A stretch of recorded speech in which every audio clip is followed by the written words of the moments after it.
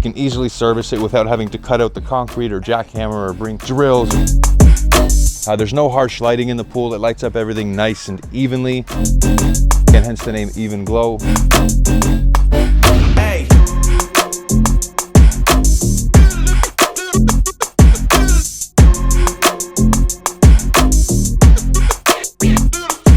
Hey.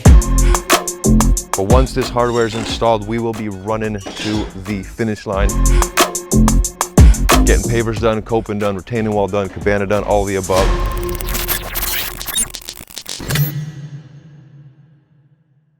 Good morning, YouTube. We are back on site. It is Monday. Let me show you what we got going on today. So, not much has changed from our previous day, which was Friday. Again, we still have our plumbing. We have everything ready for the pool automated cover. They ended up finishing mounting that. This is our housing unit. That's where we are going to put our fabric and our motor. Those are our tracks. That's what carries the cover all the way along. We got track on that side, and our encapsulation. So what we're going to be doing today is we are going to be taking this plywood and we are going to be mounting it to the back side of the wall, level with this track. That way we can fill this void up with concrete and put our coping stones, because you can't just put your coping stones on 2 inches of hardware. So we're going to be putting concrete all the way around there, all the way around the back, that side, as well as behind this motor here. So that's the first thing that we're doing. And then second are these footings. Now we have one footing there, we got another footing there, we got the third footing there, and the fourth footing there. Now what we're building behind me is a cabana. It's going to look super dope. I'm super excited to show you guys how it all comes through. That cabana is going to have an accent wall over there with some electricity run. That way we can mount TVs, they can put some speakers, it's going to have some pot lights in the ceiling. That way, like I said, in the evening they can come out with their family or some friends, watch some sports, watch a movie, all while looking at their beautiful backyard by their pool. Enjoy the summer, you know, get a bit more intimate in your backyard with friends, with family, and just make those memories that last. So that's what's going on behind me. We have the footings for that so we can prep there. And then we have 2 more footings that we are drilling today. We have one there and one there. Now the reason we are putting footings there is so that we can put some steps going down. They currently have steps on the other side. We are going to move it on this side. So they're going to get a little bit of a landing here with some steps following down. But in order to support that landing, we need to put some posts and some footings. So that's what we're doing today. Again, today is going to be the last day that we're doing any sort of structural prep work. I'm super excited to be done with the structural prep work because I'm super antsy to get these pavers down, get this hardscaping done, get the landscaping done, start throwing the finishing touches, because we've been waiting for that for quite some time. This job was signed, I think, in February. We are now June, so we've all been antsy, waiting to show you guys the progress, waiting to show you the final result. I know our clients have been as well. They've been nothing but awesome to work with. But yeah, that's what we got going on today. Again, just a bit more structural prep for the cabana, for the coping back there, and for the steps coming off of their deck. So I'm excited to show you guys once we get to the finish line what all of this is going to look like.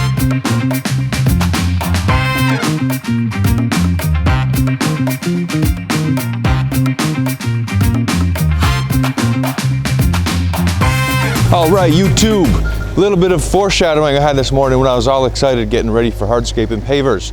Look who it is, it's the Paver man bringing our skids. Oh, how you doing, man?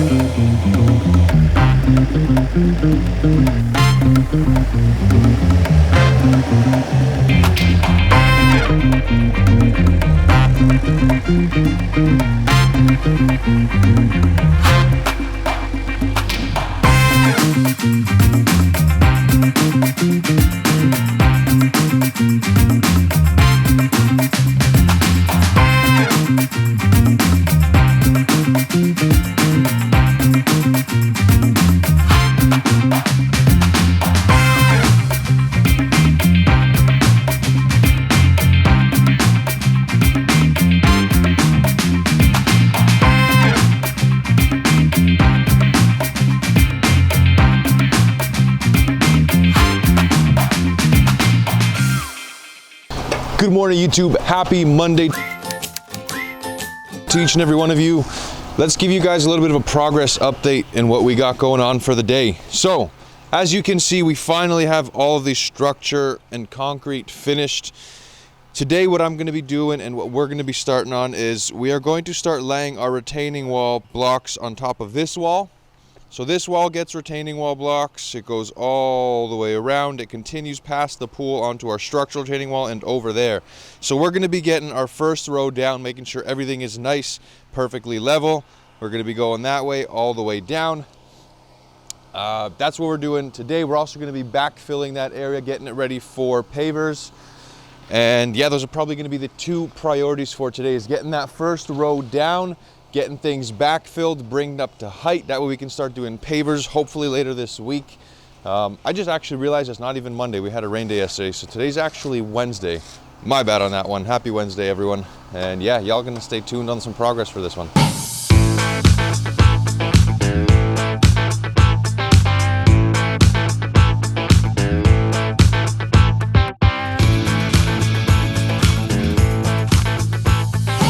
All right, YouTube.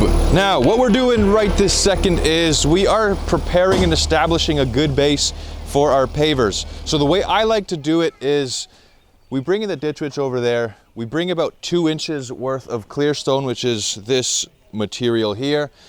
After we put those 2 inches down, we plate compact it with our big, massive plate compactor.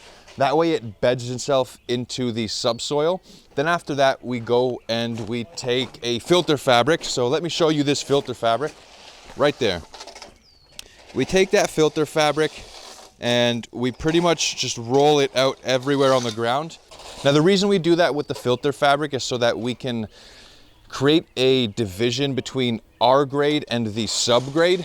That way, in the future, there's not going to be any settlement because our clear stone can't make its way into the subsoil, which over time would cause minimal settlement, which means that the pavers would get brought down. So again, we do about 2 inches of a clear stone base. We beat that into the subsoil so that it can increase its load bearing capacity, which is what it's called. And then we put our filter fabric and then we raise everything up. So you guys are gonna catch that and how it gets done now.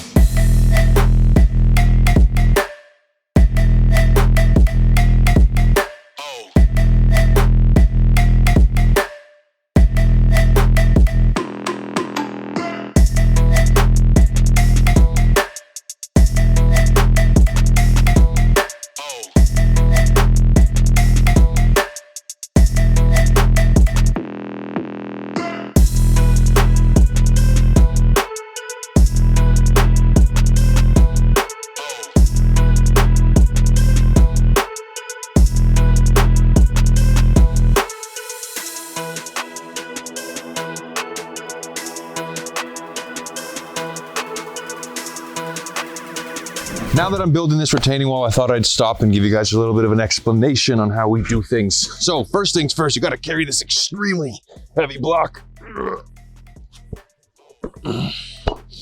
and place it down. We have our 2 end units that I set up beforehand. I run a string. That way I can see what is perfectly straight. And then we lay this in front of the string. We kind of play with it a little back and forth. That's the first step. Then the second step comes to taking this red level, and I place the level on the face of the block. And if you want to come around, Devo, and showcase this little bit of a gap. So the blocks aren't manufactured perfectly. There is a little bit of a gap in the front. It's lined up on the back on the string, but it's not perfectly lined up here. So what I'm gonna do is to close this gap right here. Close that gap. Like I said, I put 8 foot level, and then I just start beating this block a little bit. That way we can get everything absolutely perfect. And that closes the deal. So this 8 foot level is kind of our fail safe, just because these blocks aren't manufactured perfectly. Some are a bit bigger, some are a bit smaller. So we use a string as a guideline just for good placement, and then we always throw 8 foot level on top. So now that it's nice and straight, we need to check level. So again, these blocks don't, there we go. They're not always made perfect. So if you can see, there's just a little bit of a teeter right here. There's that little bit of a teeter point there and a small little one here. So what I do is I just mark where the teeters are. I got one here and I got another right there. I put this aside and then I grab my handy dandy, I don't know where it is. I think it's actually behind you, right there, right in front of you, on the ground. I grab my handy dandy grinder. We get a little bit of a cup wheel with a diamond blade on it, and this is what we do.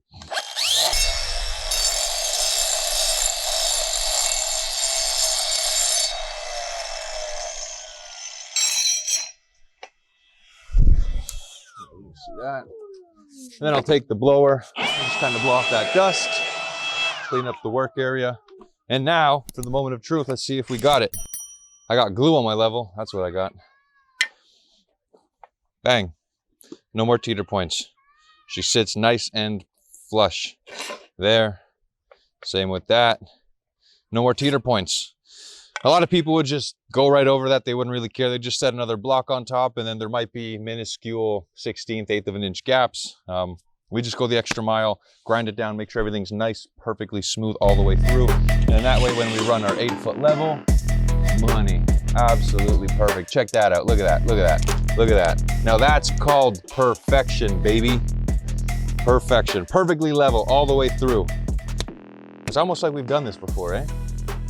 It's looking like I've done it at least once or twice. But yeah, that's how we run our first course. The first course always takes the most. Make sure that everything's nice, smooth, level.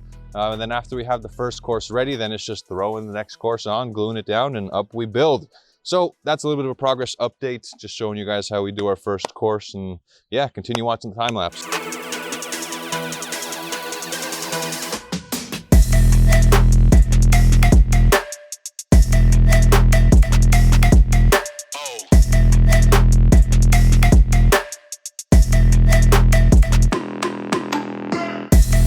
YouTube. So a little bit of an update and a little bit of a thing that I want to show you guys, because I'm sitting here and I'm thinking that all contractors do it, but at the end of the day, they don't. So I thought I'd just show you guys a little something cool. Now, when we have these bricks here, you can see they have these 45-degree face all the way around. Those are called chamfered edges. Again, you can see it here. It goes 45 all the way across. So when we cut it, because we need to put a cut piece there, obviously it doesn't make a chamfered. So it's going to be 45 all the way, and then you'll have a straight 90. So what we do is we go above and beyond, and we actually take a grinder and we chamfer our cut edges as well. That way it just all looks uniform. All the detail kind of is matching, and it doesn't, I mean, at the end of the day, no one would probably even ever see that because it's tucked away in a corner. No one's ever really going to go inspect it. But nonetheless, I think it's extremely important, just because if we're going to do something, we're going to do it right from the first time. So yeah, that's how we kind of go above and beyond, just do that little bit of an extra step, chamfer our cut edges, just so everything looks nice and uniform. Just a little tip of the trade for you guys. So y'all continue enjoying the show. Good morning, YouTube, back on site. Today is Thursday, so happy Thursday. As you can see behind me, we have a broken skid steer. That skid steer broke on us yesterday. Brand new machine. We got it last year in July. We have 1 more month of warranty on it, thank God. The pump that pumps the hydraulic fluid is broken. It's a $9,000 replacement. So if this broke literally 1 month later, we would have been out $9 grand to fix a part on a brand new machine, which is stupid. But nonetheless, hopefully we can get that service today, get it back up and running, because we're kind of just waiting around. We need to keep backfill. We need to keep bringing material in and out. So hopefully that gets resolved. I'll keep you updated. But in terms of progress, behind me, you may see there, we got a retaining wall down. Retaining wall goes all the way around. We've continued it past the wall onto our structural retaining wall, and then we started wrapping it around there. So this morning, that's what I'm going to be doing, and what we will be doing is keep plugging away on that wall, get that wall fully built, get the spillways in there, get the coping on there, and get that all finished. Hopefully at the same time while they're finishing and fixing that. That way we can continue to backfill and hopefully start laying pavers tomorrow. Hopefully, fingers crossed, but like I said, we'll have to see how the day goes, and I'll keep you guys updated.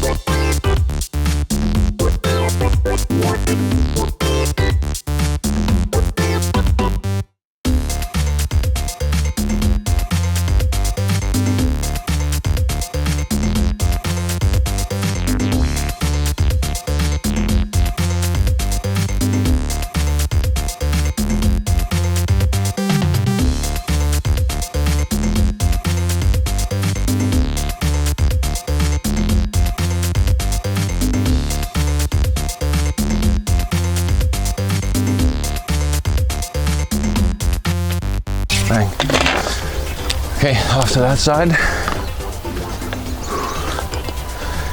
Hey Ronnie, can you bring me some of these cream pieces over there? There's no way that's all we have left for cream pieces.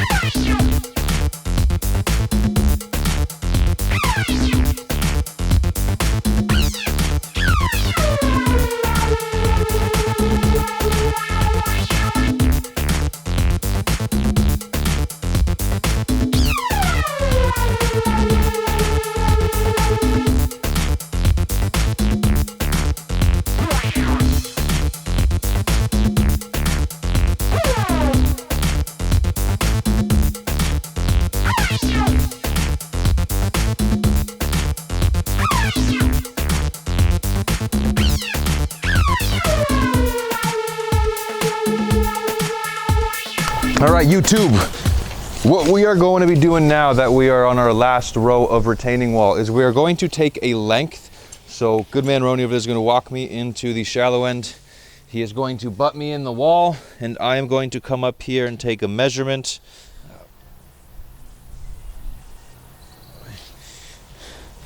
So we are at 22 feet. So 22 feet is the length of the pool wall, just like anticipated. No bigger, no smaller, bang on 22. So now I'm going to take out my handy dandy construction calculator. I'm going to input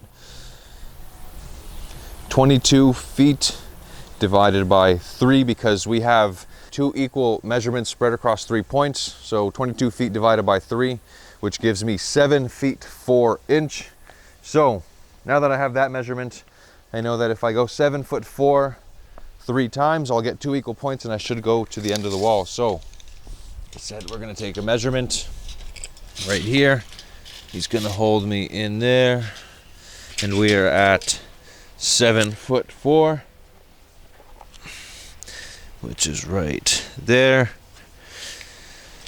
We will then run down here, 7 foot 4, which is right there. And for good measure, we'll make sure that it all adds up. 7 foot 4, bang, right to the end of the pool wall. So now we have that laid out. We are going to continue building our wall, but now we know where the spillways are going, so we're not going to glue those pieces down. We're going to make the cuts according so we can recess the spillways into the stone, and y'all are going to check that out.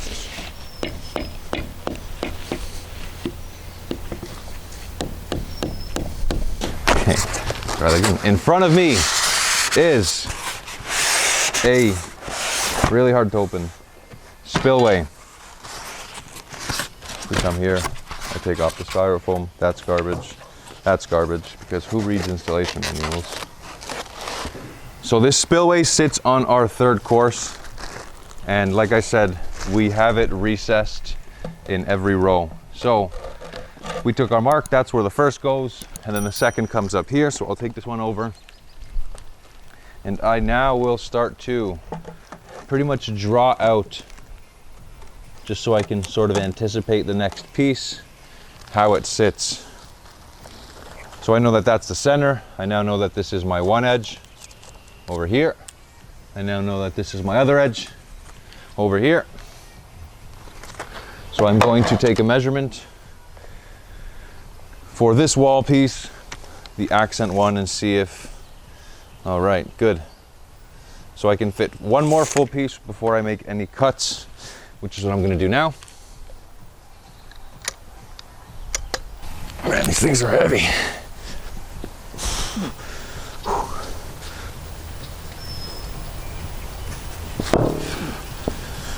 Bang. So now that we have that piece in there, and we know that we need to cut the next one, I'm going to start getting prepared. I would like to have this kind of overhang past the wall a little bit, about a 1/2 inch. Iron it out, kind of looks like that.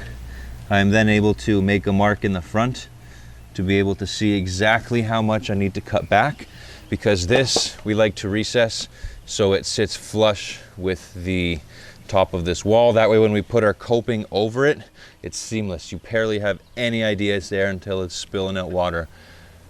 So that's how I like to get my measurements, just to see how much I got to cut off of the back piece. And that way on this next row, I can just easily cut some pieces. So I now know that I need only 4 inches and 1/4 of the piece. So that way we can fit the spillway behind it. So I'm going to make my mark there. I only make one mark because we have a table saw. So I just need that one mark, and I place it on the table saw and it cuts perfectly straight. So I'm going to take this over to the table saw. I'm going to cut that piece. That way we can recess this bad boy of a spillway.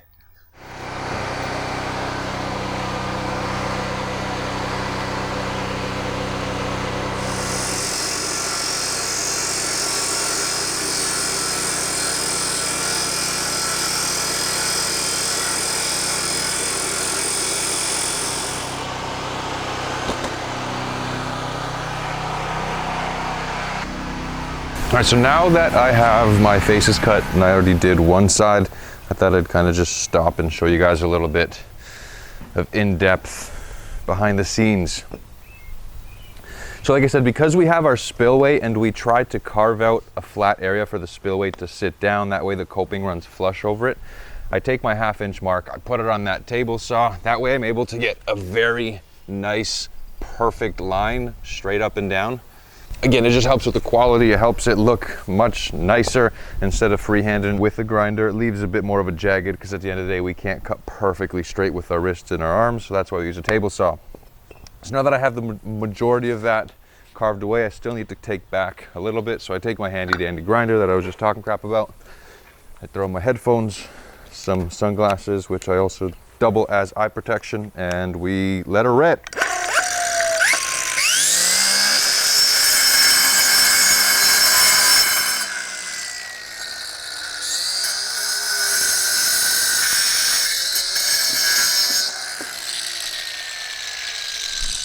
Done. I don't know what snap that is. Snapchat. I don't get it. Way over my head. So I'm gonna come back, I'm gonna open and narrate absolutely everything I do. Taking out my knife, cutting the tape, peeling back the tab, opening the flap.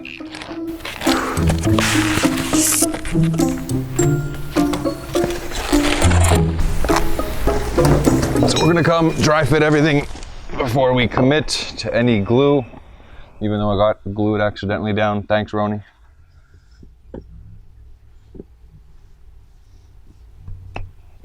Okay, that's rough. So, almost dropped it. That would have sucked.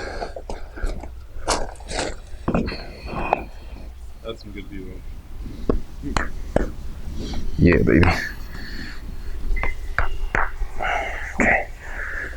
So we have that now that we have our 2 pieces cut, we will dry fit it, see if she fits. Moment of truth. She fits just a little bit high in one spot. I see that, so we're going to grind that down.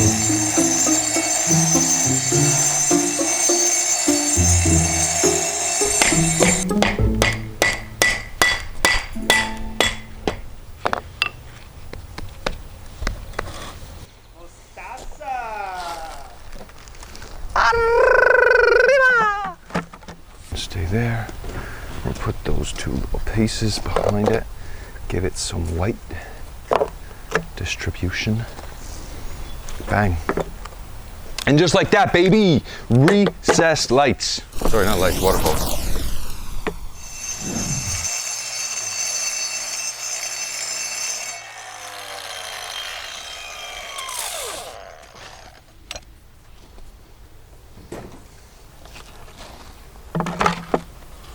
Bang on, baby.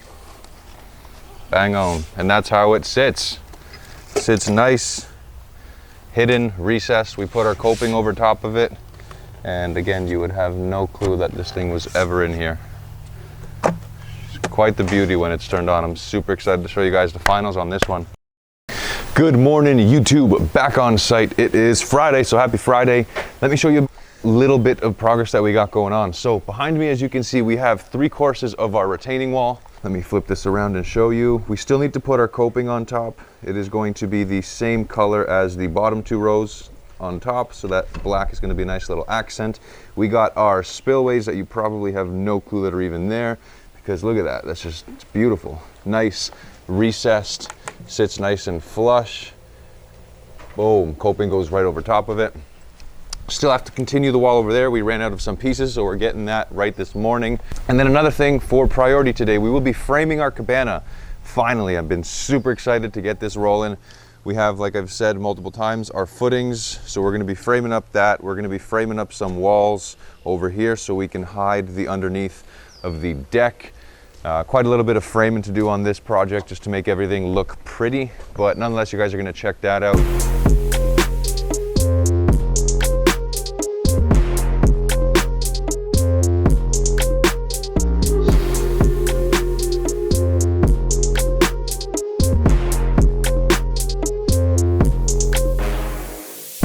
YouTube, the lumber has arrived. Check it out. Oh yeah. All that lumber. Lumber's officially here. This cabana's about to get thrown down. Got that man taking the lead. Oh, and this is a trailer full of lumber. This is a just rough spec 16 by 12 cabana. It's gonna take a whole lot of lumber. It's gonna have an accent wall. The accent wall, we're putting a TV on it.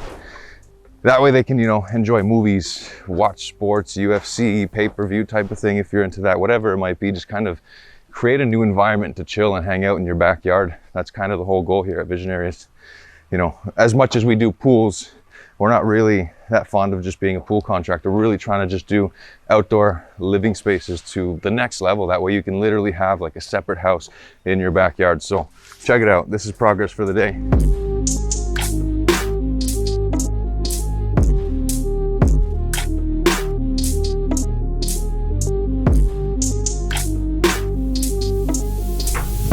You know what it is. The company that makes great products but is very frustrating to work with, Teco. Look at them, marketing behemoths, marketing giants. Anyways, let's see what we got here. Let's do a little bit of our traditional reveal.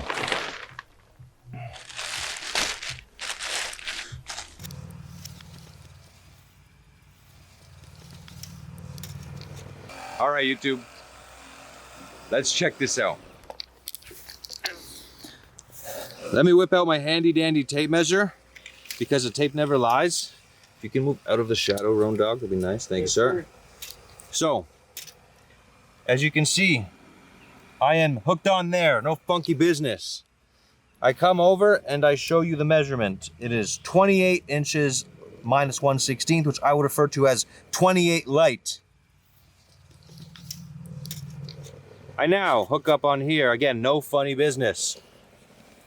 And I have 27 5/8 heavy. This thing is manufactured 1/4 inch out of square, over 16 inches.